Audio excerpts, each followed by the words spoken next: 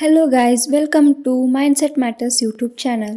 ನಿಮಗೆ ಈಗಾಗಲೇ ಗೊತ್ತಾಗಿರುತ್ತೆ, ಬಿಗ್ ಬಾಸ್ ಮನೆಯಲ್ಲಿ ಬಿಗ್ ಬಾಸ್ ಪ್ಯಾಲೇಸ್ ಅಂತ ಒಂದು ಟಾಸ್ಕ್ ಕೊಡ್ತಾರೆ. ಅಲ್ಲಿ ಹಳೆ ಕಂಟೆಸ್ಟೆಂಟ್ನ ಕರೆಸಿರ್ತಾರೆ 5 ಮಂದಿನ.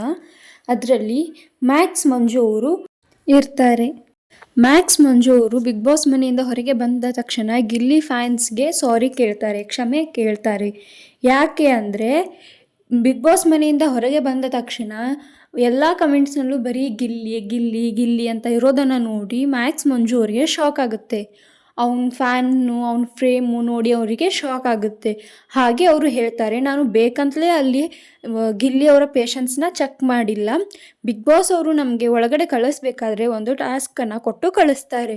ಬಿಗ್ ಬಾಸ್ ಮನೆಯಲ್ಲಿರುವಂಥ ಕಂಟೆಸ್ಟೆಂಟ್ಗಳ ಪೇಷನ್ಸ್ನ ಚೆಕ್ ಮಾಡಬೇಕು, ಅದರಲ್ಲಿ ಗಿಲ್ಲಿಯವರ ಪೇಷನ್ಸ್ನ ಮುಖ್ಯವಾಗಿ ಚೆಕ್ ಮಾಡಬೇಕು ಅಂತ ಹೇಳಿ ಕಳಿಸಿರ್ತಾರೆ. ಆದ ಕಾರಣ ನಾವು ಬಿಗ್ ಬಾಸ್ ಮಾತನ್ನು ಕೇಳಬೇಕಾಗುತ್ತೆ ಅಂತ ಮ್ಯಾಕ್ಸ್ ಮಂಜು ಅವರು ಹೇಳ್ತಾರೆ. ಈಗಾಗಲೇ ಬಿಗ್ ಬಾಸ್ ಮನೆಯಲ್ಲಿ ಹೋಗಿರುವಂಥ 5 ಕಂಟೆಸ್ಟೆಂಟ್ ಮೋಕ್ಷಿತಾ, ತ್ರಿವಿಕ್ರಮ್, ರಜತ್, ಚೈತ್ರ ಹಾಗೂ ಮ್ಯಾಕ್ಸ್ ಮಂಜು ಅವರು ಈಗ ಹೊರಗೆ ಬಂದಿದ್ದಾರೆ.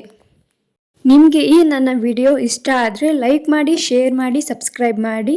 ಹಾಗೆ ಸೈಡಲ್ಲಿರೋ ಬೆಲ್ ಐಕಾನ್ನ ಪ್ರೆಸ್ ಮಾಡಿ. ಮುಂದೆ ನನ್ನ ವಿಡಿಯೋ ನಿಮಗೆ ನೋಟಿಫಿಕೇಷನಲ್ಲಿ ಬರುತ್ತೆ. Thank you.